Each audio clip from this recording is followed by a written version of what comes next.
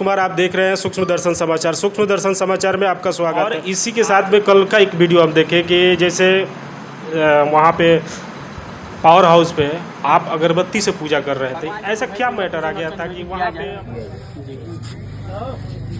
क्योंकि इन्होंने जो उपकार किया है जनता पे वो वास्तव में काबिल तारीफ है और दिन पे दिन कर रहे हैं। जी लगातार कर रहे हैं, तो इसीलिए दिया जा रहा है कि पूजा में कमी ना उठे।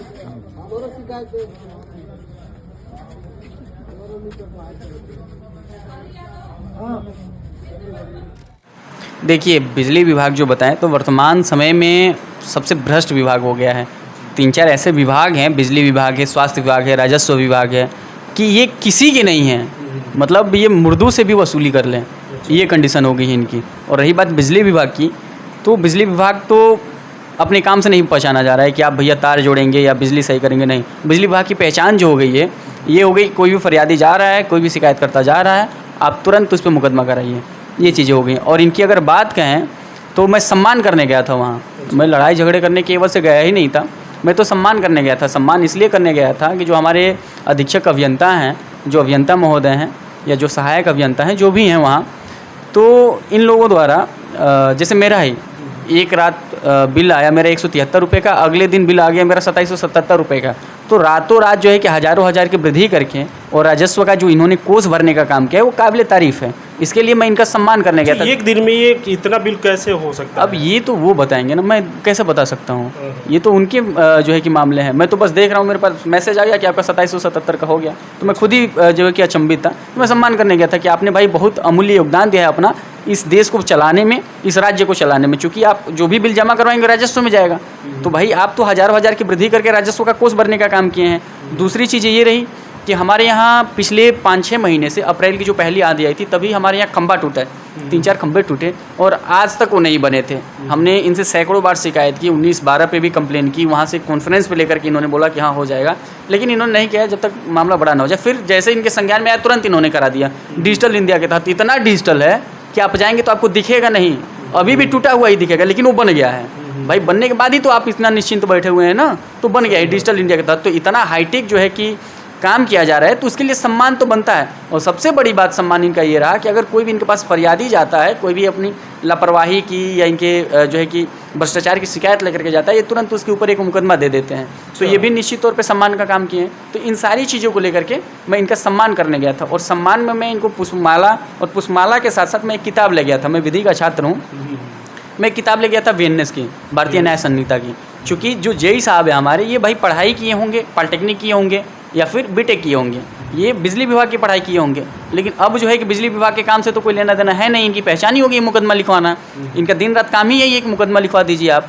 तो मैं VNS की किताब देने गया था। भाई ये भी काम आसान थोड़ी है मुकदमा लिखवाना। हर दिन जैसे संजीव फरियादी गए तो इन पे नया मुकदमा देना है, मुन्ना बहादुर गए इन पे नया मुकदमा देना है, कोई और गया इन पे नया मुकदमा देना है, ये तमाम चीज़ें जी, ये तमाम चीज़ें, तो ये भी बड़ा मुश्किल का काम है। हर मामले में नई धाराएँ गढ़नी पड़ती हैं, इनकी जानकारी तो है नहीं, इसलिए मैंने VNS की किताब इनको भेंट करनी चाहिए कि आप ले लीजिए और इत्मीनान से, बढ़िया तसल्ली से आप पन्ना पलटते रहिए। अगर कोई आपके पास लापरवाही का शिकायत लेकर के जा रहा है, आप उस पर राजद्रोह लगा दीजिए। कोई कह रहा है कि हमारे यहाँ पोल टूटा हुआ है, अभी तक बना नहीं, आप उस पर डराने धमकाने की धारा लगा दीजिए, SC/ST लगवा दीजिए, कामकाज में बाधा लगवा दीजिए, जो सरकारी अभिलेख है उसकी लूट लगवा दीजिए। ये सारी चीज़ें तो काम आसान करने के लिए मैं देने गया था, क्योंकि भाई मुश्किल का काम है, ये भी हर बार नया धारा गढ़ना पड़ता है। और इससे ये सुविधा मिल जाएगी इनको कि अगर कोई फरियादी जाता है मुकदमा ही लिखवाना है तो एकदम गढ़ के लिखवाइए, ऐसा लिखवाइए कि सालों साल जमानत ना हो, सड़ जाए वो जेल में। क्योंकि पहचान ही इनकी यही। अब तो लोगों के अंदर ये चर्चा होने लगी है, लोग ये बोलने लगे हैं, ये मानने लगे हैं, पूरे जनपद के लोग, कि बिजली विभाग जो है, आप ले करके जाइए कोई शिकायत, उसका निराकरण हो या ना हो, एक मुकदमा तो हो ही जाएगा। ये इनकी पहचान हो गई है। तो इसी ये समझिए कि बोलबाला हो गया जी। इसी संबंध में इनको सम्मान करने गया था कि आप जो इतना अच्छा काम कर रहे हैं, इतने नायाब तरीक़े से, रचनात्मक तरीक़े से अगर कोई विभाग काम कर रहे हैं तो केवल अपना बिजली विभाग है, इसके अलावा दूसरा विभाग आपको नहीं देखने को मिलेगा। मैं शुक्रवार को भी इनसे मिलने का प्रयास किया था, ये नहीं थे ऑफिस पे। देखते नहीं भाई, अंतर्यामी ये प्रभु हैं, कहीं ना कहीं लापता रहते हैं, देखना बड़ा मुश्किल का काम होता है। दर्शन भी दुर्लभ, दर्शन तो एकदम दुर्लभ है। इसीलिए तो मैंने इनको कलयुग का देवता कहा जी, कलयुग के भगवान यही हैं। जब मैं गया नहीं थे ये, फिर हम क्या किए, वही भाई भगवान मंदिर में ही तो आदमी पूजा करेगा ना। मैं गया वहाँ अगरबत्ती धूप वगैरह जो भी था हमारे पास, पुष्प वगैरह अर्पित करके मैंने जो है कि माला वाला चढ़ा करके इनका पूजन पाठ किया। पूजन पाठ करने के बाद जो प्रसाद थे सभी जो इनके पीड़ित श्रद्धालु थे, ठीक है, उनमें मैंने वितरित कर दिया। यही कार्यक्रम रहा हमारा। भैया हम भोजपुरी में कहना चाहते हैं, का हो जय साहब, और भी पूजा पाठ लेना है आपको, स्वीकार करिए भक्त आपका पूजा पाठ दे रहा है। क्या करेंगे, क्या करेंगे, इस भक्त की फरियाद सुनेंगे ये, और बड़ा आस लगा बैठा है यह भक्त अपने भगवान को पाने के लिए। सर पूजा पाठ दे रहा है, भगवान को चढ़ावा दे रहा है, स्वीकार करिए भगवान। और कुछ कहना चाहते हैं इसके बारे में? जी बिल्कुल, हमने देखा है, चूँकि हम ग्रामीण परिवेश से हैं और हमारे यहाँ सांस्कृतिक को बहुत महत्व दिया जाता है। तो हमने देखा है अक्सर हमारे यहाँ जब पूजा वूजा चढ़ता है तो ये होता है कि शायद पूजा में कोई कमी रही होगी, भगवान ने नहीं स्वीकार किया, तो अगली बार और भव्यता से किया जाता है। तो मैं भी उसी क्रम में हूँ कि हो सकता है भगवान को मेरी पूजा स्वीकार ना हो तो अगली बार थोड़ा सा और भव्य किया जाए, गाजे बाजे के साथ, जो है कि भाई अच्छे से जो है कि इनका सम्मान किया जाए, ऐसे से पूजा पाठ किया जाए। तो देखिए क्या होता है, अगर संज्ञान लेते हैं तो ठीक है, नहीं तो पूजा पाठ तो मैं करूँगा ही। भाई मैं मुकदमे थोड़ी लड़ने जाऊँगा, कितना मुकदमा लड़ूंगा? अभी छोटी सी उम्र में दुनिया भर के मुकदमे ले लिए हैं मैंने, अच्छे अच्छे मुकदमे हो गए हैं। कितना उम्र होती होगी?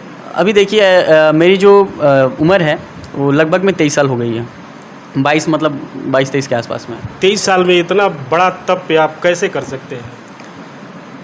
मैंने बताया ना कि आपसे ये सारी चीज़ें मैंने महसूस किया, और महसूस करने के बाद ये था मेरा कि नहीं, अब मैं समाज के लिए समर्पित रहूँगा। ऐसा नहीं था कि मेरे कुछ थे नहीं, क्योंकि मैं कोई नेता नहीं हूँ, लेकिन गांव में कहावत होती है जिसका कुछ नहीं होता है वो इस फील्ड में आ जाता है, लेकिन ऐसा नहीं था मेरे साथ। मैं एनसीसी पास आउट हूँ, मेरे पास ए ग्रेड से मैं पास आउट रहा। मैं जाता तो एनडीए सीडीएस में डायरेक्ट मेरा एसएसबी होता। मैं शूटिंग स्पेशलिस्ट रहा, 3 सेंटीमीटर पे मेरी ग्रुपिंग फायर थी।